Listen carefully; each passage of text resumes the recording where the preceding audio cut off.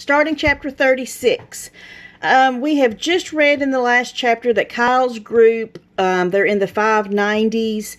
They've gotten a clue about blackbirds and John James Audubon. They hear a roar and a tiger comes out, and they're hoping that it is a holograph. Chapter 36, we start back with Charles and his group, who are trying to find all of the pieces to that rebus puzzle. Down on the first floor, Charles and Andrew were working their way around the semicircle of 3-story tall floor-to-dome bookcases filled with fiction. It was nearly 8 p.m. "We need to find that blasted book," said Charles, craning his neck to study the shelves. "I'm getting kind of hungry," mumbled Andrew. "You had a snack this afternoon," snapped Charles. "Well, now it's time for dinner." "No, we need to find Anne of Green Gables first." This classic book by Lucy Maud Montgomery was the middle book on the top shelf in the Staff Picks display case. So far, Charles, Haley, and Andrew had not been able to find it anywhere in the library. "Unfortunately," said Andrew, "they've temporarily erased the book's call number from the database. So, we wouldn't know what to punch into the hover ladder's control panels," grumbled Charles.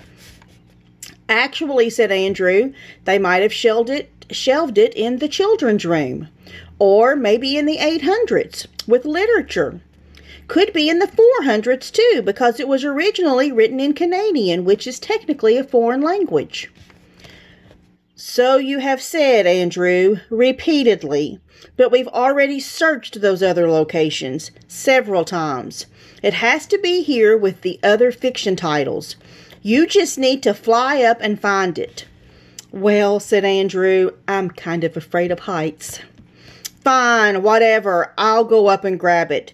But you have to give me some kind of call number to enter into the hover ladder." Lucy Maud Montgomery wrote other Anne books. There's Anne of Avonlea. Charles dashed over to the nearest library table and swiped his fingers across the glass face of its built-in computer pad. "Here we go. Anne of Avonlea by Lucy Maud Montgomery. F-M-O-N.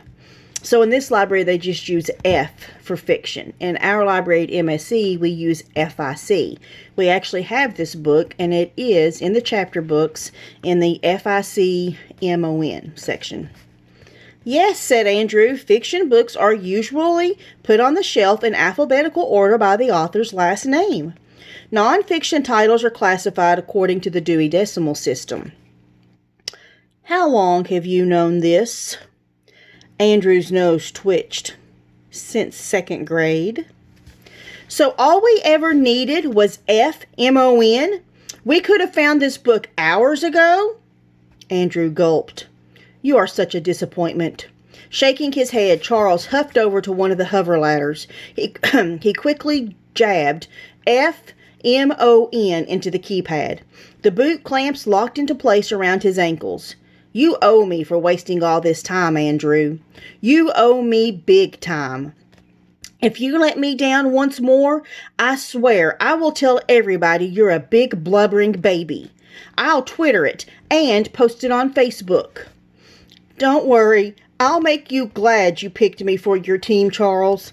I promise." The hover ladder lifted off the floor and gently glided up to the M section of the fiction wall. Shuttling sideways, it carried Charles over to a shelf displaying all the Anne books. He grabbed a copy of Anne of Green Gables. As soon as he did, the ladder started its slow descent to the floor. "What did you find?" asked Andrew when Charles landed. "The clue we needed." He showed Andrew the card that had been tucked inside the front cover. And there's the picture of the card. "Okay," said Andrew. "It's C plus hat. So the word is chat, which, by the way, could also be chat, the French word for cat." And I'm sure I mispronounced that. I don't know how to say chat in French or cat. Well done, Andrew, said Charles, even though he knew the clue really meant C plus an, which equaled can, thereby making the puzzle say, you can walk out the way, blank blank, in past blank. The way what did what, he wondered, and what does in mean?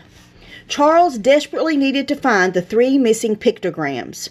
Suddenly, Mr. Lemoncello's voice boomed out of speakers, ringing the rotunda. Hey, Charles! Hey, Andrew! Let's do a deal! Game show music blared. A canned crowd cheered.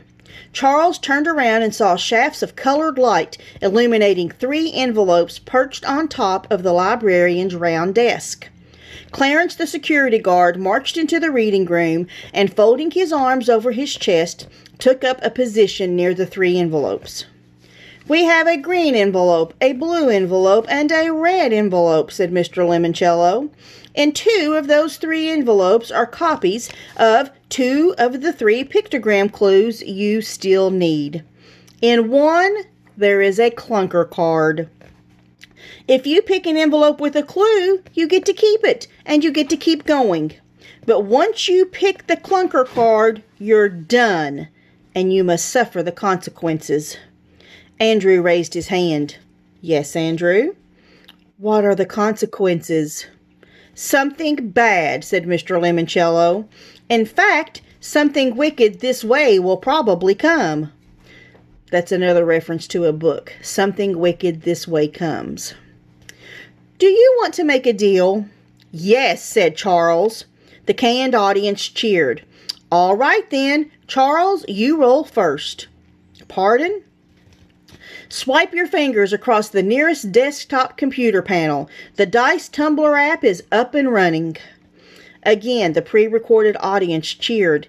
They sounded like they loved watching dice tumble more than anything in the world. Charles slid his fingers across a glass panel. The animated dice rolled.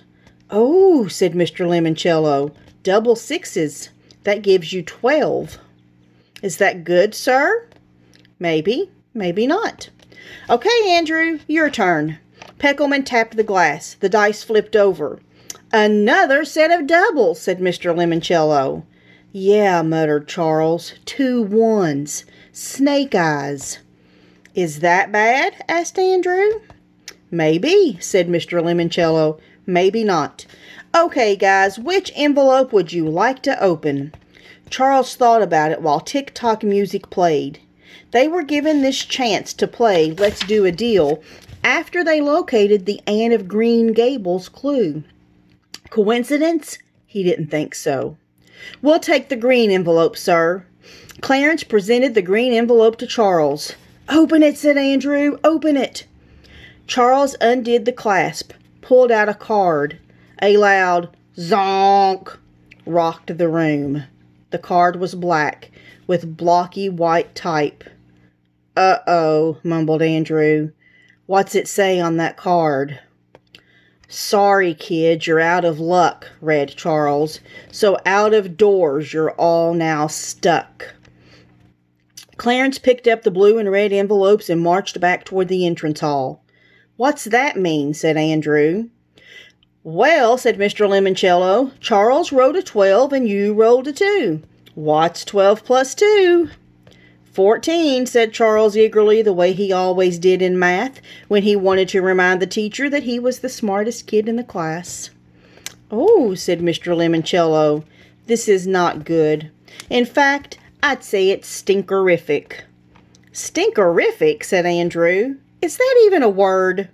It is now, said Mr. Lemoncello. JJ, tell them what they've lost. An authoritative female voice boomed out of the ceiling speakers. Warning! Due to a clunker card, all 10 Dewey Decimal doors will lock in 10 minutes at exactly 8 o'clock. If you are in one of those rooms, kindly leave immediately. The 10 doors on the second floor will remain locked for 14 hours. Andrew panicked. What? 14 hours? I told you, 12 plus 2 was bad. quipped Mr. Lemoncello. Of course it could have been good.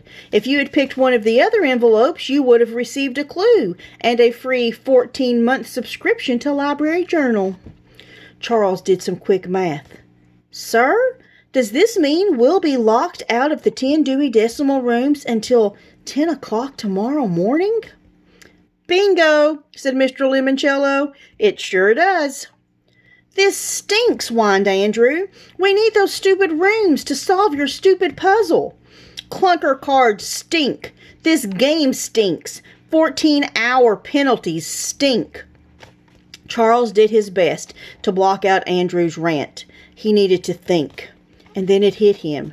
Kyle Keeley's team had to be working on some other solution to the bigger puzzle of how to escape from the library.